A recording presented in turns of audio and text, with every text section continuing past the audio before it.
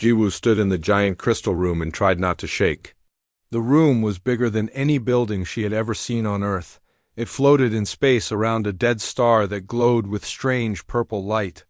Through the clear walls she could see alien ships that looked like works of art compared to the clunky human vessel that had brought her here. 12 different alien species sat around her in a circle.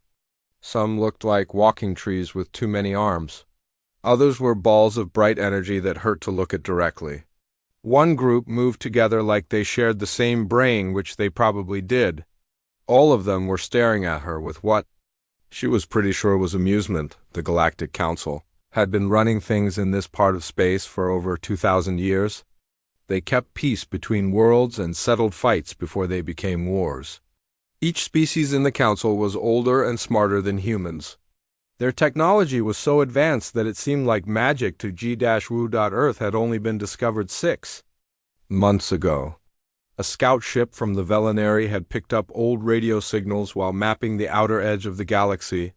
The aliens had been curious about the noise and followed it back to a small blue planet. What they found was a young species that had just figured out how to travel faster than light. The humans had done it the hard way. While other species used elegant physics and clean energy, humans had built their first warp drive using brute force and stubbornness. They welded metal plates together and ran cables through gaps. It worked, but it was ugly and loud and left radiation trails wherever it went. Carvin, the Velinary representative, had been the one to suggest inviting humans to join the Galactic Games. He was a tall, thin creature with gray skin and 4 arms. His species was known for being smart and a little cruel. They enjoyed watching other species struggle. The hairless primates might be entertaining. Carvin had told the other council members during a boring meeting about trade routes. Their files show they solve problems in the most backward ways possible. It could be fun to watch them try to compete with real civilizations. The Galactic Games happened every 50 years. They were a tradition that tested each species in different areas like technology, strategy, and intelligence. The winners got respect and better trade deals. The losers became the subject of jokes for the next half-century. No new species had been invited to the games in over 300 years. The council usually only added members after they had proven themselves worthy over many generations. But Carvin's suggestion had come at the right time. The other council members were bored and looking for something new. What harm could they do? Velkara, the ancient energy being, had asked. Her voice sounded like wind chimes in a storm. They barely understand their own technology. Let them play and give us something to laugh about. The vote had been unanimous. Send an invitation to Earth and see what the primitive humans would do. Ji-Woo had been Earth's best diplomat for 15 years. She spoke 7 languages and had helped end 2 wars through careful negotiation. But standing in this crystal room surrounded by beings that were older than human civilization, she felt very small. The invitation had arrived 3 months ago. Through the same scout ship that had discovered Earth, it was written in perfect English, which should have been the first warning sign. The message was polite but had an undertone that Ji-Woo recognized from her years in diplomacy. The aliens thought humans were beneath them. Earth's government had debated for weeks about whether to accept. Some officials wanted to refuse, saying it was obviously a trap or a test they could not pass. Others argued that this was humanity's chance to join the galactic community and learn from species that had mastered interstellar travel. In the end, curiosity won. Humans had always been explorers. Even when the odds were against them, they wanted to see what was out there. Ji-Woo had volunteered to be Earth's representative. She had spent the last 3 months studying everything humans knew about the alien species. It was not much. Most of their information came from brief contact with the scout ship and some very basic cultural exchanges. Now she was here, and she could see the truth in the aliens' eyes. They did not respect humans. They saw Earth's people as primitive creatures who might provide some entertainment. The betting pools she had glimpsed on the way and all showed humans finishing last in every competition. The council leader, a massive creature that looked like a cross between a whale and a spider, began to speak. Its voice came through a translator device that turned its thoughts into words Jiwoo could understand. Welcome, human representative. To the Galactic Games, your species has been granted the honor of participating in our most sacred tradition. You will compete alongside the greatest civilizations in the galaxy in tests of skill, intelligence, and worthiness. Wu knew she was supposed to feel honored. Instead, she felt like she was being set up for a fall. The other species whispered among themselves in languages that sounded like music or static or the grinding of metal. She caught fragments through her translator that confirmed her suspicions. Amusing little creatures, one voice said. I wonder how quickly they will give up, said another. Perhaps we should have invited them to a smaller competition first, suggested a third. Jiwoo straightened her shoulders and looked directly at the council leader. Her voice was steady when she spoke, even though her heart was racing. Earth accepts the invitation to compete in the Galactic Games. We are honored to participate and will do our best to represent our species with dignity. The council leaders. Many eyes blinked slowly, which Jiwoo's briefings had told her was a sign of mild approval among his people. Excellent. The games will begin in 3 months on Nexus Prime. You may select a team of 5 individuals to represent your species. Choose wisely, as their performance will determine how the galaxy views humanity for generations to come. As Jiwoo left the crystal chamber, she could hear the aliens already making jokes about what the human team might try to do. They laughed about human stubbornness and their habit of using violence to solve problems. They made bets about which competition humans would fail first.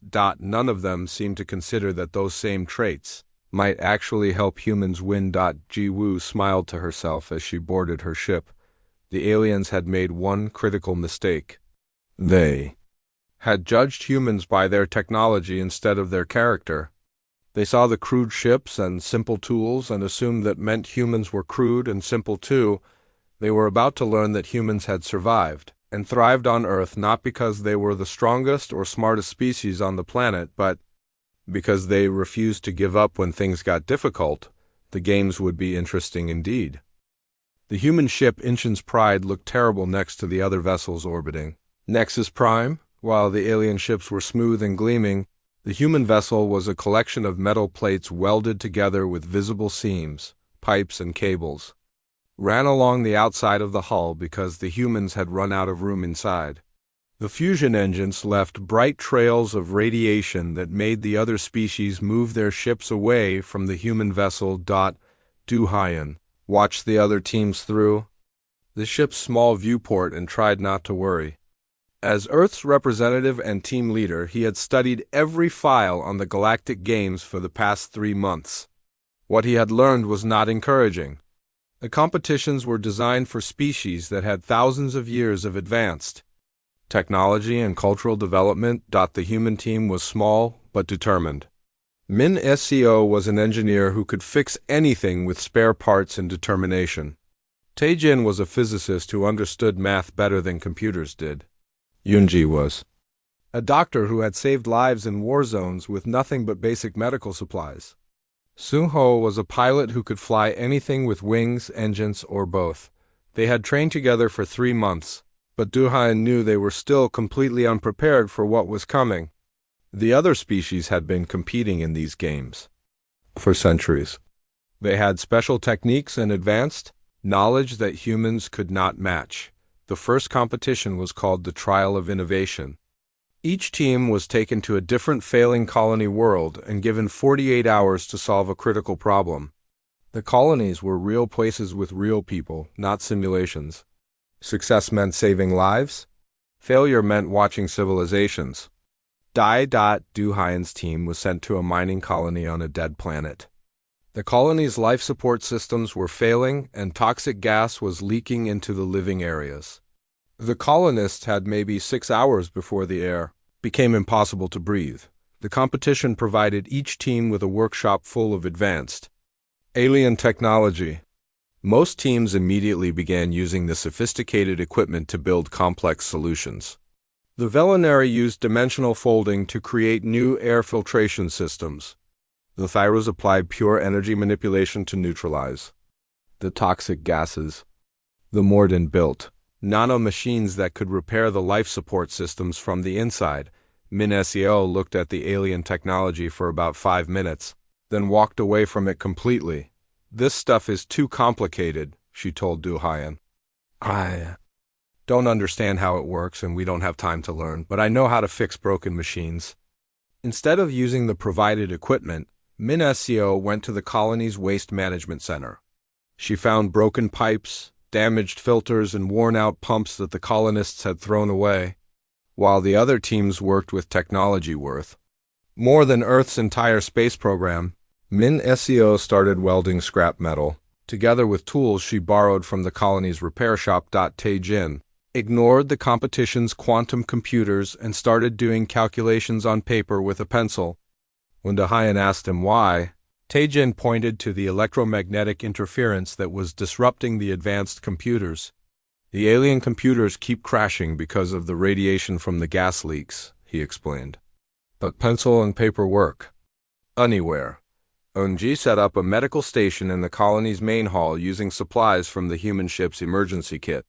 She treated colonists who were already showing signs of gas poisoning while monitoring their vital signs with equipment that looked primitive compared to alien medical technology. SEO took their shuttle and started flying supply runs between the colony and their ship.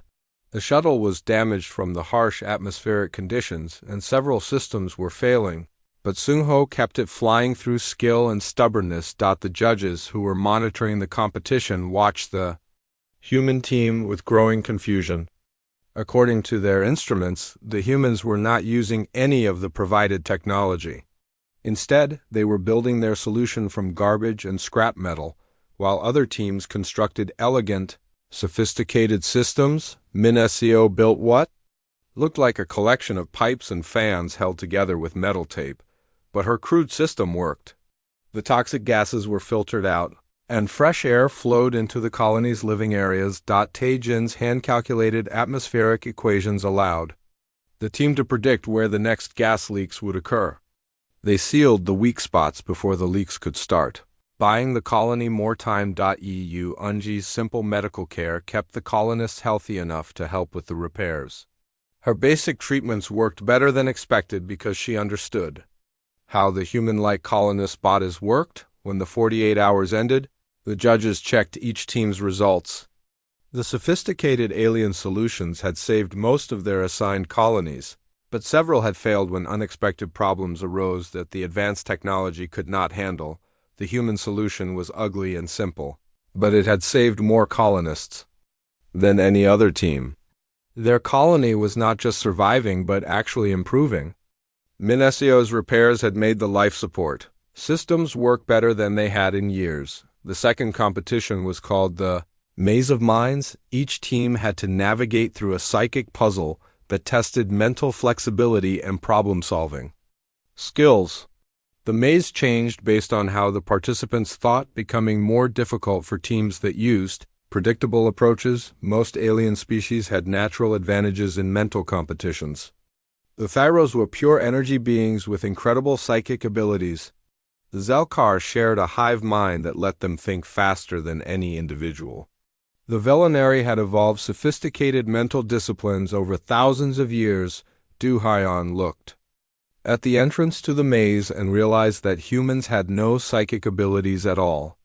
They would have to compete against species that could read minds and share thoughts while humans were limited to talking to each other.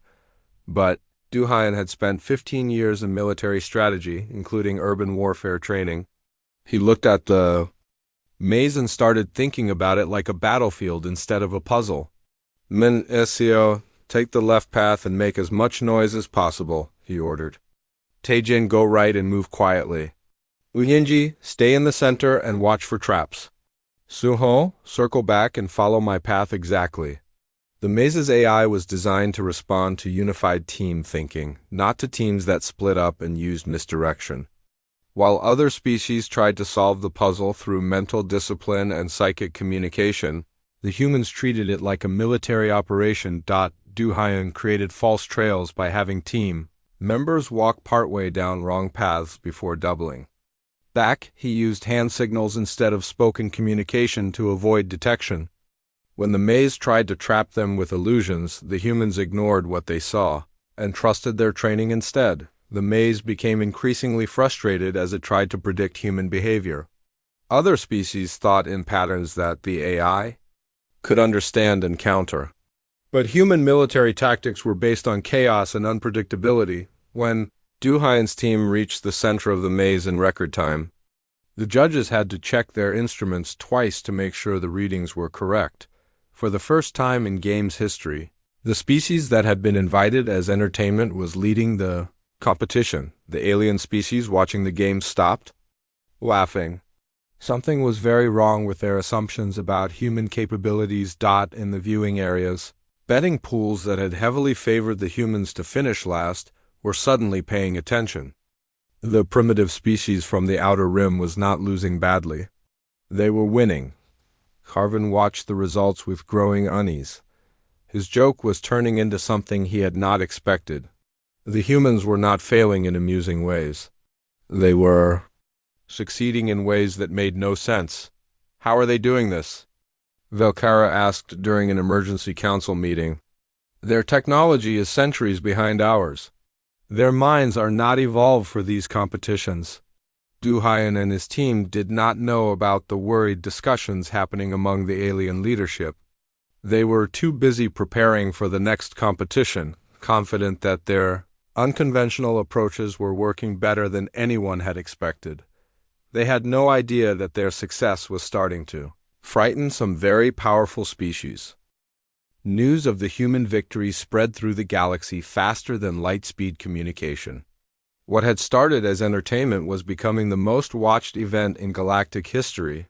Alien species that had never heard of Earth were suddenly placing bets on the strange creatures from the outer rim. In the council chambers above Nexus Prime, emergency meetings were held behind closed doors. The 12 species that ruled the galaxy were facing something they had never encountered before.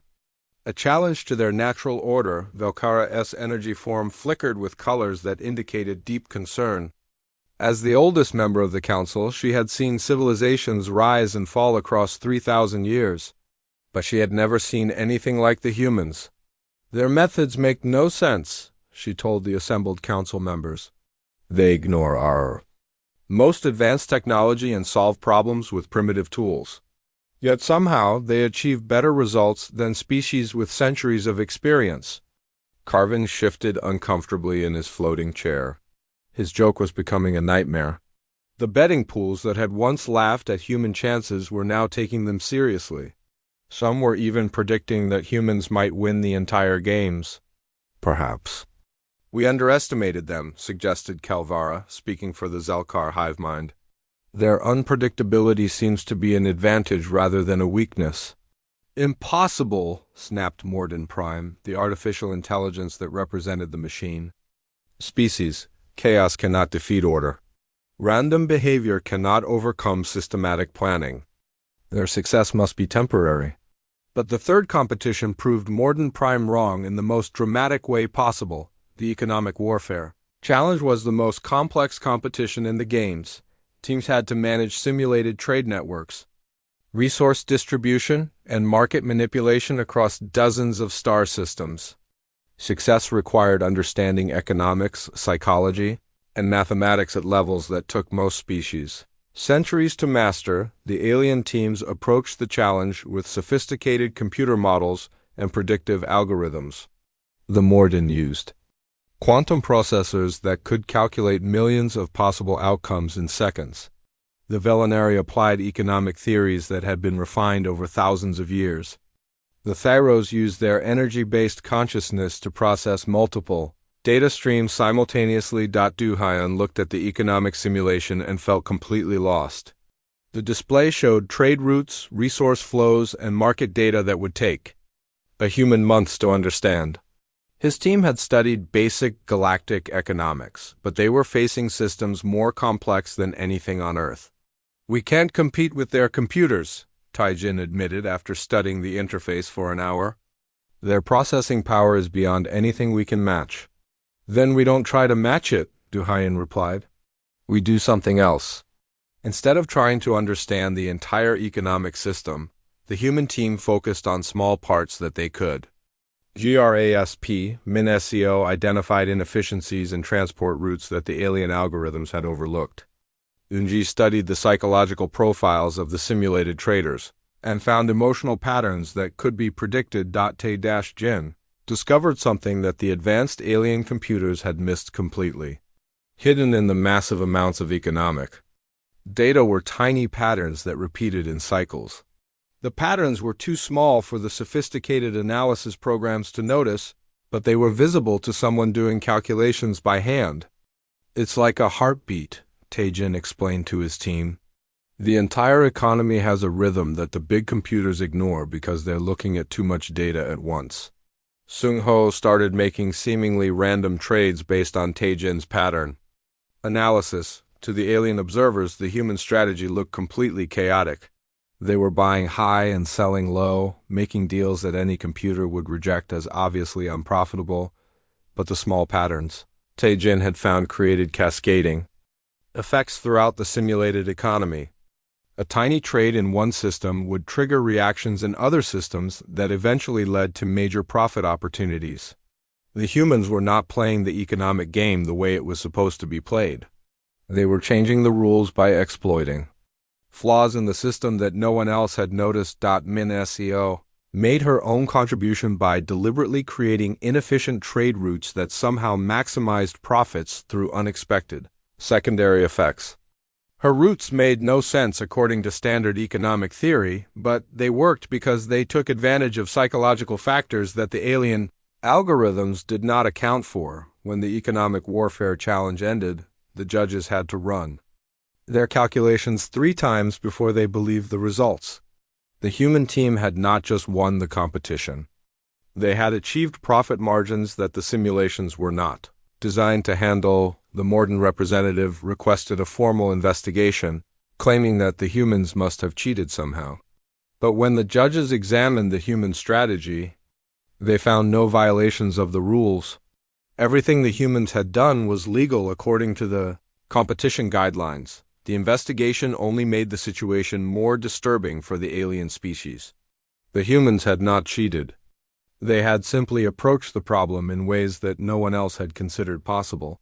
The 4th competition was stellar engineering, where teams had to stabilize a dying star system. The provided star was going through irregular fusion reactions that threatened to destroy the inhabited planets in the system. This was supposed to be the competition where human inexperience would finally show.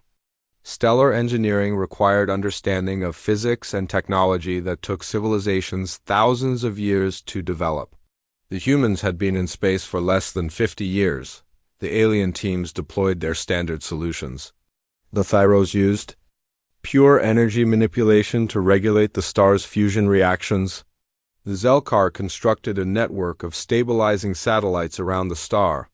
The Morden built a massive computational array to predict and control the star's behavior. All of their solutions were elegant, sophisticated, and based on proven scientific principles that had worked for centuries. The human team studied the dying star for hours before Te-Jin proposed something that made the alien observers think. The humans had finally lost their minds. "We need to make it worse before we can make it better," Te-Jin explained to his team. "The star is dying because its fusion reactions are too stable in some areas and too unstable in others. If we destabilize the stable areas in a controlled way, we can reset the entire fusion process." The plan was so dangerous that it violated every principle of stellar engineering that the galaxy had established. Instead of stabilizing the star, the humans wanted to deliberately trigger a controlled explosion in its outer layers. Seung-ho took the Incheon's pride directly into the star's corona, flying closer to the fusion reactions than any ship was designed to go. The radiation levels were so high that most of the ship's systems began failing within minutes. Working from Te-Jin's hand-calculated coordinates, Seung-ho placed fusion charges at precise points around the star's surface. The charges were crude human explosives that looked primitive compared to alien technology, but they were placed with mathematical precision that only Te-Jin's unconventional physics could have determined. The other teams withdrew their ships. to safe distances, certain they were about to witness the most spectacular failure in game's history. Some of the alien spectators covered their optical sensors, unable to watch what they expected to be the destruction of the human team. When the charges detonated simultaneously, the star's outer layer exploded in a controlled burst that should have destroyed the entire system. Instead, the explosion triggered exactly what Taejin had predicted. The star's fusion reactions reset to a stable pattern that was actually more efficient than the original configuration. The stellar output became steady and predictable for the first time in the star's recent history. The inhabited planets in the system not only survived but began receiving more consistent energy than they had in decades. For the Zelkar hive mind, the human success triggered something they had never experienced before: individual confusion within their shared consciousness. Some members of the hive began thinking thoughts that did not match the collective understanding. The humans were no longer just leading the competition. They were dominating it through methods that challenged everything the galaxy thought it knew about science and engineering. In the viewing areas, the laughter had completely stopped.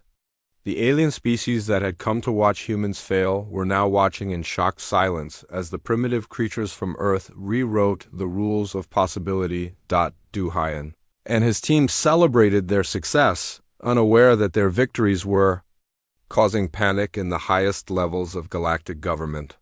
They thought they were just doing their best to represent humanity. They had no idea they were accidentally conquering the galaxy. The emergency council session was held in complete secrecy, hidden from the public broadcasts that were covering the galactic games. For the first time in over a millennium, the 12 ruling species were genuinely afraid of what might happen next. Carvin floated in his chair, his forearms trembling with anxiety. The Velinari prided themselves on their intelligence and strategic thinking, but they had completely miscalculated human potential. What he had intended as a harmless joke was becoming a threat to the established order of the galaxy. "The humans are going to win," he announced to the council, his voice carrying none of its usual arrogance.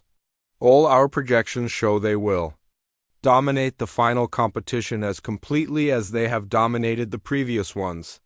Velkara's energy form pulsed with agitation. As the oldest being in the galaxy, she had seen species rise to power before, but never like this. Previous civilizations had climbed the hierarchy gradually over centuries, proving themselves worthy through established methods. The humans were shattering the system in a matter of days. "This cannot be allowed," she declared, her voice resonating through the crystal chamber. "The natural order exists for good reasons.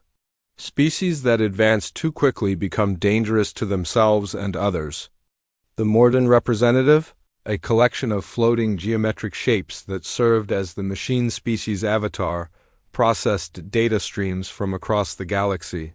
Public opinion was shifting rapidly in favor of the humans. Younger members of various species were questioning why their own civilizations had never tried the human approaches to problem solving. "Social stability indices are declining across 17 systems," Morden Prime reported. "The human success is causing ideological disruption in populations that have accepted our leadership for centuries. If they win the games, the psychological impact could destabilize our entire governmental structure." Calvara spoke for the Zelkar hive mind, but her words carried an unusual uncertainty that revealed cracks in their collective consciousness. "Some of our younger minds are beginning to think individually, inspired by human unpredictability. This threatens our species' fundamental unity."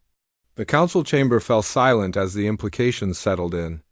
The humans were not just winning a competition. They were accidentally inspiring a galactic revolution simply by demonstrating that there were other ways to solve problems. It was Carvin who spoke the thought that everyone was avoiding. "We have to stop them." The words hung in the air like a confession of guilt. The Galactic Council had spent 2 millennia positioning themselves as guardians of peace and justice. Now they were contemplating sabotaging a competition because they were afraid of losing their authority. "The final challenge is the test of unity," Velkara reminded them.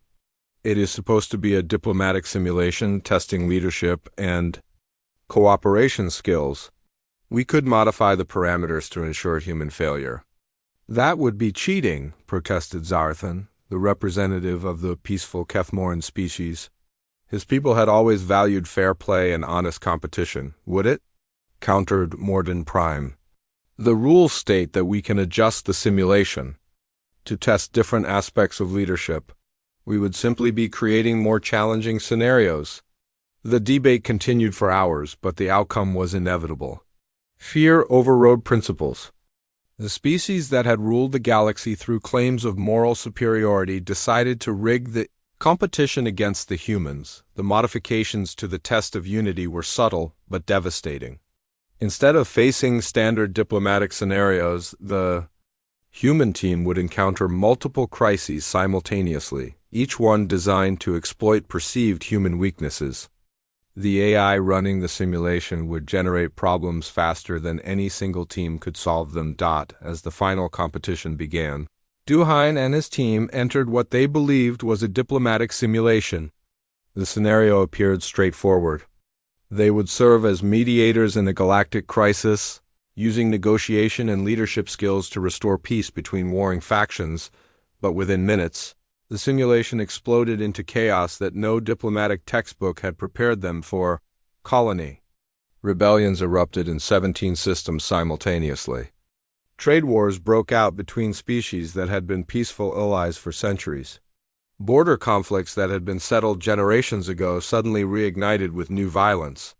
Natural disasters struck inhabited worlds, requiring immediate humanitarian response. The other teams, aware of the sabotage, quickly withdrew from the competition.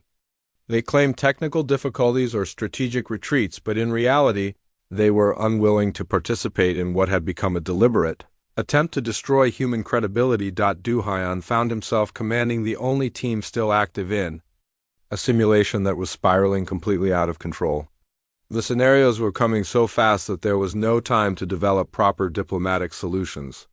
For every crisis they resolved, two new ones appeared. Minesio worked frantically to establish communication networks between isolated crisis zones, but the simulation kept introducing new communication failures. Teijin calculated resource distribution patterns for humanitarian aid, but the AI kept changing the parameters faster than he could adapt. Unji established medical relief networks in simulated disaster zones, but new catastrophes kept overwhelming her efforts. Suho flew impossible missions to deliver aid where it was needed most, but the simulation made sure that every success was followed by greater challenges. The human team was being pushed beyond their limits by an AI that had been programmed to ensure their failure. Their ship was damaged from the constant crisis responses. Their supplies were depleted from trying to help populations that the simulation kept putting in danger.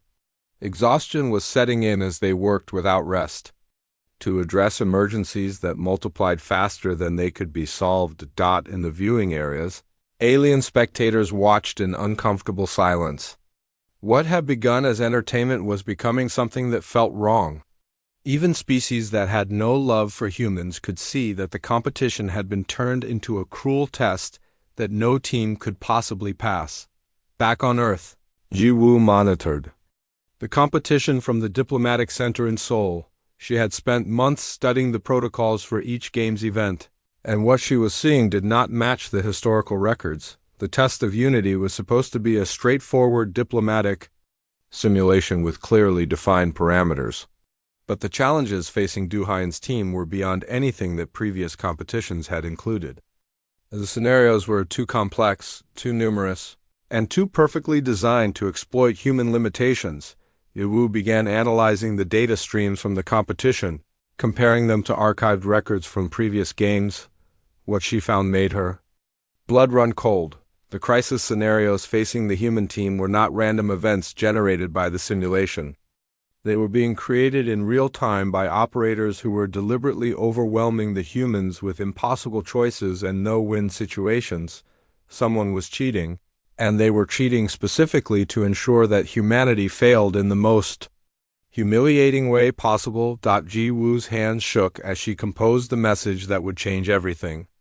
She was about to accuse the Galactic Council of corruption, a charge that could result in Earth being expelled from the galactic community forever, but she was also about to give Du-Hyen's team the information they needed to understand what was really happening to them. The message was simple. They're rigging the game against you. The crises are artificial. You're not competing anymore. You're being tested to see how much you can endure before you break. When Du-Hyen received Jiwoo's transmission, he felt something change inside him. The exhaustion and frustration that had been building for hours transformed into something much more dangerous. The aliens had made a critical mistake. They had tried to break human spirit through overwhelming adversity. But adversity was what had made humans strong in the first place. If the Galactic Council wanted to see what humans did when faced with impossible odds and deliberate sabotage, Du-Hyen was happy to show them. The competition was about to become something entirely different from what anyone had planned. Du-Hyen read Jiwoo's message 3 times before its full meaning sank in. The impossible challenges, the overwhelming crises, the perfect timing of every disaster, none of it was part of the actual competition. The Galactic Council was deliberately trying to break his team through sabotage and deception. For a moment, he felt a fury so pure it was almost overwhelming. Then his military training took over, and the anger transformed into something much more focused and dangerous. Team meeting. Du-Hyen announced over the comm system. Now, Minaseo, Taejin, Eunji, and Seungho gathered in the damaged cargo bay of the Incheon's Pride. Their faces showed the exhaustion and frustration of hours spent fighting an unwinnable battle. But when Du-Hyen explained what Jiwoo had discovered, their expressions changed completely. "They're cheating," Yunji said quietly. "They invited us as a joke, and when we started winning, they decided to cheat rather than accept the results." "The question is," Taejin said, "what do we do about it?" Du-Hyen looked at his team and made a decision that would change the course of galactic history. "We stop playing their game and start playing ours." The test of unity had been designed as a diplomatic simulation, but Du-Hyen abandoned the diplomatic protocols completely. If the Council wanted to create real crises instead of simulated ones, he would treat them as real emergencies requiring real solutions. Instead of trying to negotiate with the artificial crisis scenarios, Minaseo began reverse engineering the game's technology.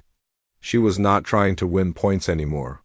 She was trying to save actual lives in what the simulation was presenting as real emergencies, working with tools improvised from the ship's repair supplies. Minaseo started building communication networks that the simulation's sabotage could not disrupt. Her crude but effective systems connected isolated crisis zones and allowed coordinated responses that the AI had not been programmed to prevent. Taejin stopped treating the scenarios as diplomatic puzzles and started analyzing them as engineering problems. Using his hand-calculated methods, he traced the artificial disasters back to their source in the simulation's control systems. "I found something," Taejin announced after hours of calculations. "The crisis generation is coming from external inputs. Someone is manually adding disasters to the simulation from outside the system. Can you trace it back to them?" Du-Hyen asked. "Better than that. I can prove they're doing it and broadcast the evidence to everyone watching the games." While Taejin worked on exposing the sabotage, Seungho took the Incheon's Pride beyond its safety limits. He was no longer following the simulation's guidelines about where ships could go. Instead, he flew to places in the test galaxy that no vessel was supposed to reach, delivering aid and supplies to crisis zones that the sabotage had tried to isolate. Eunji established medical relief networks that connected all the simulated disaster areas. Her systems were so effective that they began improving conditions in the test scenarios beyond their original parameters. The simulation's AI could not keep up with the rapid improvements she was making to its supposedly hopeless situations. Working together, the human team was not just solving the artificial crises, they were systematically dismantling the sabotage attempt by treating it as an engineering challenge instead of a diplomatic test. The results were visible to everyone watching the games. The impossible scenarios that had been designed to overwhelm the humans were being resolved one by one. More importantly, Taejin's analysis was providing clear evidence of the external manipulation. In the council chambers, panic was setting in as the sabotage was exposed in real time. The evidence Taejin had gathered showed exactly how the crises had been artificially generated and who had authorized the modifications to the simulation. Carvin watched his political career collapse as the data streams proved his involvement in the cheating. Valkyra's energy form flickered with what might have been shame as her role in the conspiracy became public knowledge, but the humans were not finished. Ji-woo had been monitoring the situation from Earth, and she was preparing for the most important diplomatic speech of her career. The final broadcast went out to every species in the galaxy. Ji-woo stood in the same crystal chamber where the human journey had begun, but this time she was not asking for permission or acceptance. She was delivering an ultimatum. "Citizens of the galaxy," she began, her voice steady and clear. "You invited us as entertainment. You sabotaged us when we succeeded, and still we prevailed. This tells you something important about humanity that you need to understand." The alien representatives shifted uncomfortably in their seats as Ji-woo continued. "We don't just compete, we adapt, overcome, and thrive under conditions that would destroy others. You made the mistake of underestimating us once. Don't make it again." Ji-woo's speech was broadcast live to billions of beings across hundreds of worlds. The evidence of the Council's cheating was displayed alongside her words, proving that the species that claimed to represent justice and fair play had been willing to cheat rather than accept an honest defeat. "Humanity is not asking to join your galactic community," Ji-woo declared.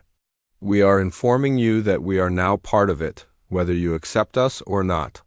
We have proven our capabilities, exposed your corruption, and demonstrated that we will not be intimidated by those who abuse their power." The games ended with humanity's total victory, but that was just the beginning. The evidence of Council corruption had triggered political upheaval across the galaxy. Species that had accepted alien leadership for centuries began questioning why they had never been allowed to try different approaches to their problems. Within a year, human colonies had spread throughout Council space. The crude but effective engineering principles that Min SCO had demonstrated became the foundation for a new approach to galactic infrastructure. Taejin's mathematical methods were taught in schools across dozens of worlds. Yunji's medical techniques saved millions of lives in species that had never considered human style. Improvisation. Du Hyun was elected to the Galactic Council as Earth's first representative, but he was not the only human in galactic government. Seung-ho founded the Galactic Pilot Academy, training beings from multiple species in human flight techniques that emphasized adaptability over perfection. The political changes were even more dramatic than the technological ones. Species that had been excluded from power for millennia found themselves with new opportunities as the old hierarchies crumbled. The rigid system that had kept the same 12 species in control for thousands of years was replaced by a more flexible structure that valued innovation and results over tradition and status. Ji-woo eventually became Earth's first galactic chancellor, ruling not through conquest or force, but through the same qualities that had won the games: adaptability, determination, and the uniquely human ability to turn impossible situations into opportunities. 50 years later, as Ji-woo stood in the crystal chamber where humanity's journey had begun, she reflected on the irony of their situation. The species that had once mocked human primitive tendencies now sent their children to Earth to learn human problem-solving techniques. The hairless primates had become the galaxy's most trusted experts at handling impossible situations. Carvin, now ancient even by Velinary standards, approached her after a council session. His once proud demeanor had been replaced by something that might have been respect. "I owe your species an apology," he said quietly. "My joke became your triumph, but perhaps that was justice." Ji-woo smiled, remembering the fear and uncertainty she had felt during her first visit to this chamber. "No apology necessary. After all, you gave us exactly what we needed, a chance to prove what humanity can do when everyone expects us to fail." The galaxy had learned a valuable lesson about underestimating the species from the small blue planet in the outer rim. Humanity had not conquered through superior technology or overwhelming force. They had conquered through something far more powerful, the refusal to accept defeat. No matter what the odds. In the end, the Galactic Council had been right about one thing. Inviting humanity to the games had indeed been a joke. The joke was on them,